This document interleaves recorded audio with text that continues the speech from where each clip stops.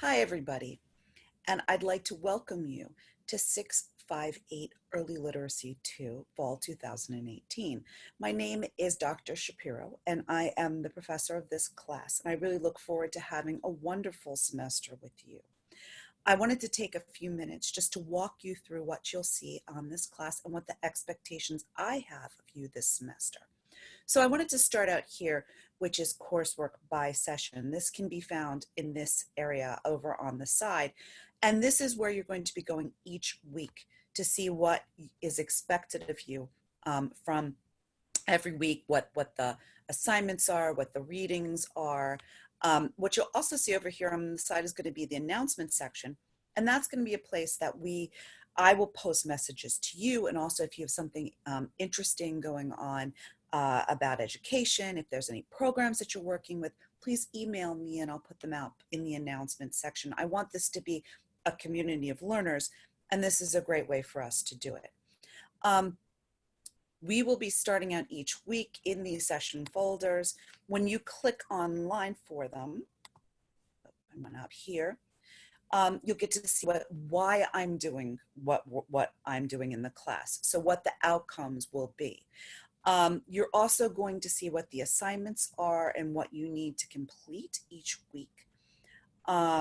We will be using something called Flipgrid, which I think is a wonderful way of us creating a community where we get to see each other and interact with each other. So we will be doing message boards, but we will also be doing some Flipgrids, and that starts out right at the beginning with our first assignment, which is the icebreaker, where I'm going to find out a little bit about you, you're going to find out a little bit about me, and it's really going to be a terrific way for us to get to know each other. Sometimes Flipgrid can be a little bit tricky, so I'll keep posting a little upgrade to you.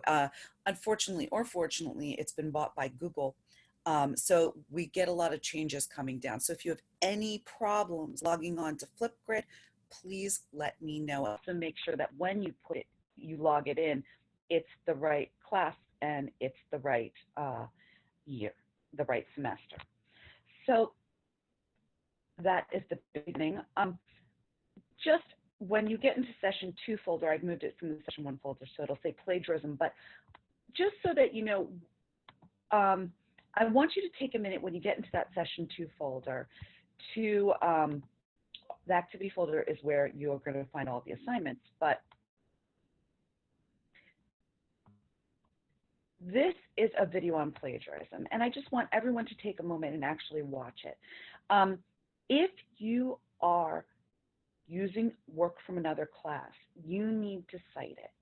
If you don't cite it and you're just taking work from another class, instead of putting it in quotes and sharing it, it is plagiarism. If you are taking ideas from a website, you need to cite them.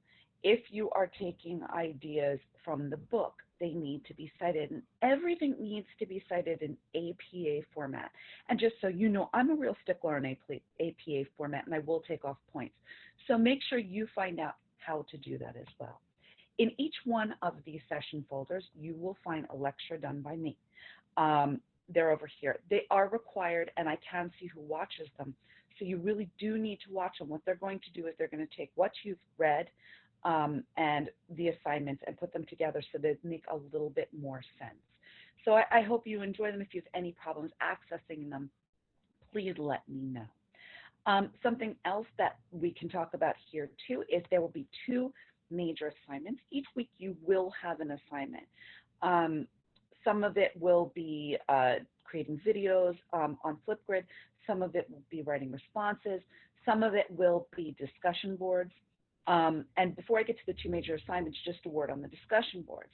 The discussion boards are there for us to create community and talk about the readings and talk about your own experiences in the classroom, or what you'd like to experience in the classroom, or what you have experienced as a student.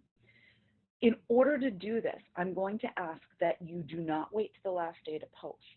And you don't post each time you're required to post 1 beginning of a thread and 2 responses to other students, to other candidates' threads.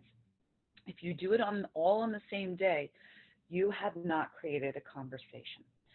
The point is to create this conversation. One of the ways to do that is post your thread one day, wait and see what the responses are, then respond back. The same thing with responding to somebody else's thread. Post a response and then uh, go back and see what they say. So if it's all on the same day, you will not get full credit. If it's all done right before the discussion board closes, you will not receive credit, the full credit. And the discussion boards will close on the day that they're due. They'll close at 10 o'clock on that Sunday. They'll be closed. So you will not be able to go back. If you miss a message board, you cannot make up the work. So make sure you stay on top of the discussion boards. They do count for a large portion of your grade. And if you write me and ask me to open up the discussion boards again, it's not going to happen. So really stay on top of it. Now, as I said, there are two major assignments to this course. So the first is your midterm. The midterm is when you will administer an IRI. The IRI is an assessment, reading assessment that's done on a child between kindergarten and second grade. You need to find that child. And I would suggest you start looking for that child right away because it can be difficult to find, and I can't help you with that. So start looking right away, find a child. I would also suggest that the child does not have any severe reading issues. That can be very difficult for completing the first time you're completing an IRI. So I would suggest get somebody with some minor issues or just a general ed kid and work with them on the IRI. This IRI is going to inform what you do in the final. So the final is, we'll go over to that. The final is creating a lesson template based on the results of the IRI. So we're going to actually be using the lesson template from the EdTPA. And this lesson template, we have a lot of resources for it. Dr. Curry explains how to use the template. The template is available here in the session folder. And that template is what you're going to use on the EdTPA. So we really want you to have experience doing it. The lesson is based on the results of the IRI. So let's say the IRI doesn't test this, but let's say the IRI, when you administer it, you find out that the child doesn't know what the color blue is. You might then have a lesson that incorporates the color blue and that children run around and try to find things that are blue. So even though the lesson plan is for an entire class of children, and I just stress that it's not just for one child, not just for the child that you administered the IRI on. Even though the IRI is for the entire class, it should be based on what you find from the IRI assessment of a single child. So that is our overview. Just one other thing on this. After that final assignment, you will be asked to do a video. The video should be engaging. In all of these video presentations, the reason that I ask you to do them is I want you to show me how you teach. I want to see what a dynamic teacher you are. I want to see the type of things you do in your classroom. And this is the place to do it. So when you do that final video presentation, and when you do any of these presentations, think about what it's like in your classroom, what the kind of things you do in your classroom. And if you're not in a placement yet, think about the things that you want to do in your classroom or you've seen other teachers do.